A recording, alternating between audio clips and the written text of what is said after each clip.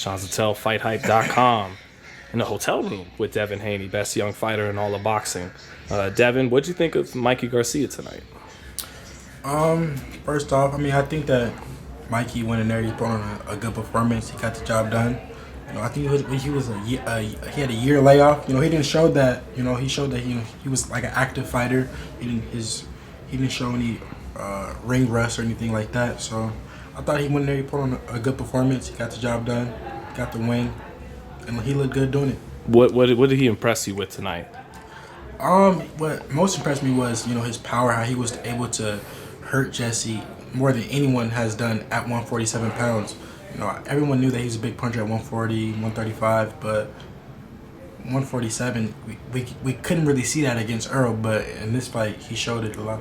Well, when you're talking about the most he's been hurt, that includes Manny Pacquiao. So do you think Mikey, you've been wanting to fight Mikey Garcia. Do you think tonight he showed he's still elite? Oh, definitely. I definitely feel like, tonight he showed that he's still elite. And I knew that he would do that. My prediction before the fight was that he would go in there, he would do exactly what he did. I knew that he was still elite. So of course, like I said, I don't want to fight anybody that's not elite. I want these big fights to happen. I want to show my talent. I don't want to fight Mikey when he's 5 years from now, when he's way out of his prime, or once he gets beat again, and it shows a lot of flaws. I want to fight him when he's at the top of his game. So to that end, you were hoping, and were you happy that he looked as good as he did then? Jesse's a really good friend of mine, so I wouldn't say I was hoping that he got the win, but if he did get the win, I wanted him to look good doing it. So would that fight be graduate school, like your graduation as a professional kind of thing, or that too? It depends when the fight happens. If the fight happens, in the next two fights, then of course, yeah. But if not, I'm like I said, in 2020, I want to fight the best fighters and have the biggest fights, up to date. So it just depends when the fight happens. What does it say that you want to fight this guy? Because it seems like after someone takes a loss, no one wants to fight them because then they're worried they won't get the credit. But so what does it say that you still want to fight this guy? I knew that Mikey was still elite. Like I said, I knew that he wasn't no slouch. He lost to Earl Spence, one of the best fighters in the world, going up, jumping up in weight, going to 147. He didn't have any tune-up fights at 147. He wasn't able to test the weight out or anything like that. So I knew that I couldn't just judge him off that fight. So I knew that he was elite still.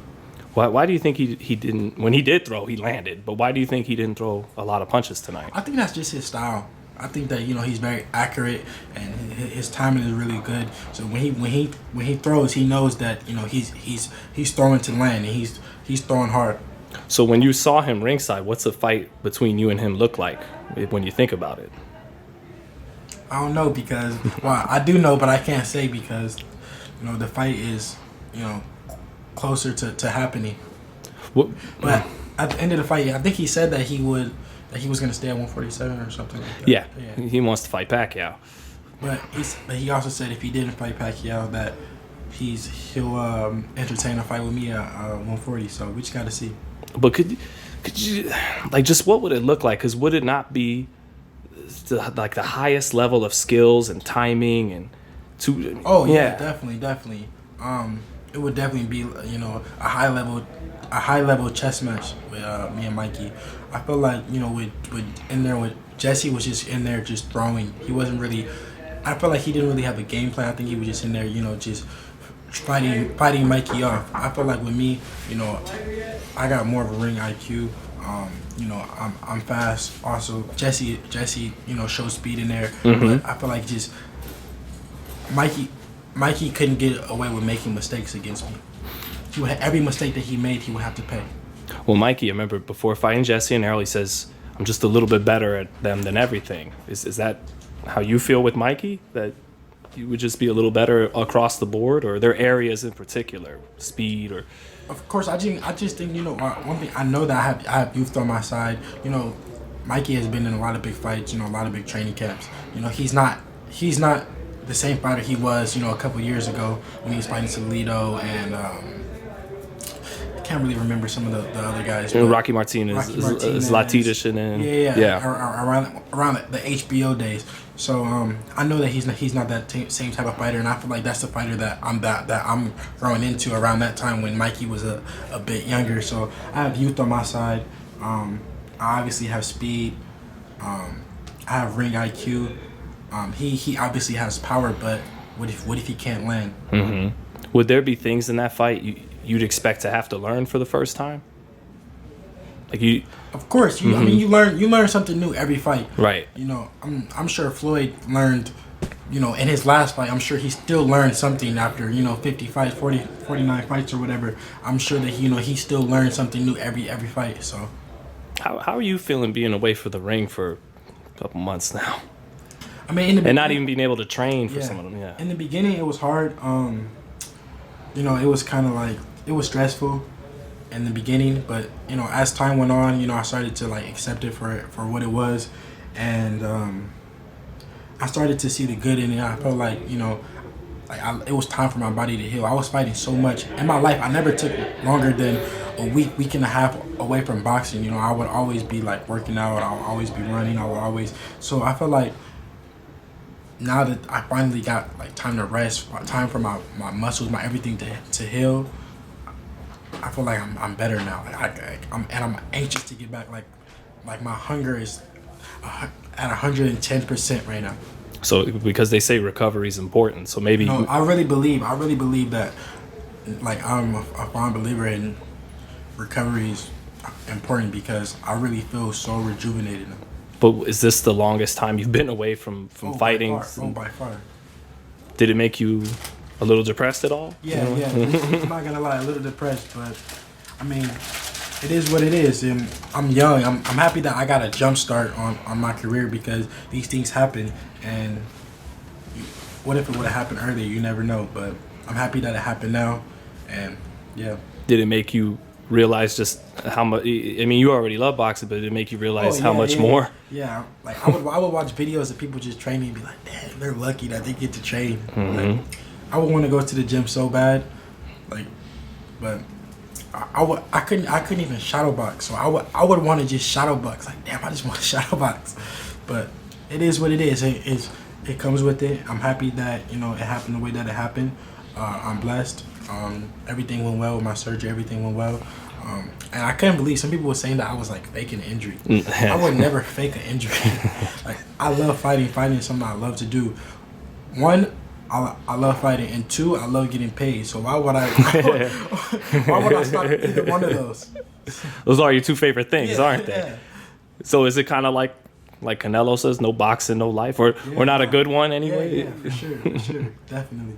So being that you didn't have time to fight, what'd you find out about yourself, personally, actually having some time to have to think about something else but boxing and making money? I found out who my real ones were, just because when you're fighting every 2 to 3 months, people they can hang on and stick around for 2 months, to the next fight because the fights are. Everybody want to come to the fights. Everybody want to be backstage. Everybody want to this. Everybody want to come to after party. Everybody want to, they want to be along for those events and stuff for the ride. Like that. But now that I'm not fighting, so it's like, where they at now? Mm-hmm. Damn, I forgot what I'm gonna say, Dev. How's Stardom? Like, it's not like you're this young guy where only hardcore boxing people know you. Yeah.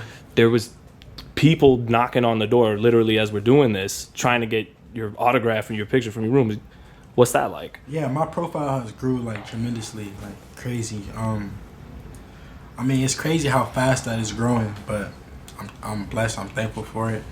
I'm not gonna say that I'm surprised because I knew that this would come. So I knew that eventually that like all this would come. So I'm prepared for it. But I just got to keep on winning. Just stay focused 100%, and it's only going to get bigger. Well, everyone talks about how much it kind of sucks to be famous sometimes, but is it fun? Do you like it?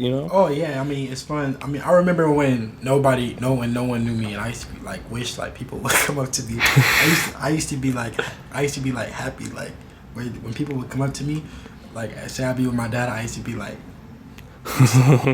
you see they want a picture.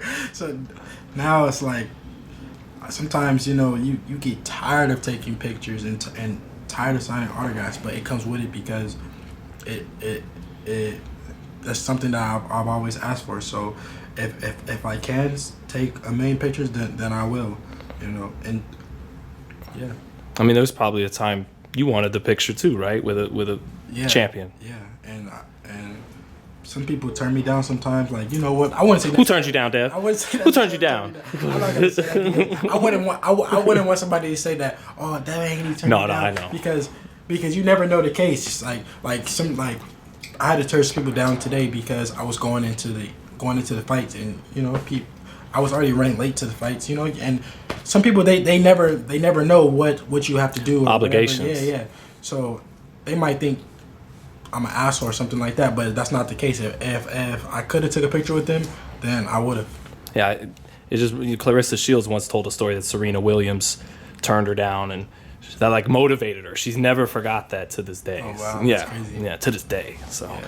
But and then lastly, Deb, when do you think you'll be fighting again? July, I'll definitely be fighting again. Is it going to be something of a tune-up before a bigger fight later in the year? Or, right now we're planning a massive fight, towards like November, December. But my next fight will be in July, and then a massive fight. For the massive fight, who's the list of guys, if you could share it? Well, it's one guy who we're beginning negotiating with right now. Mikey?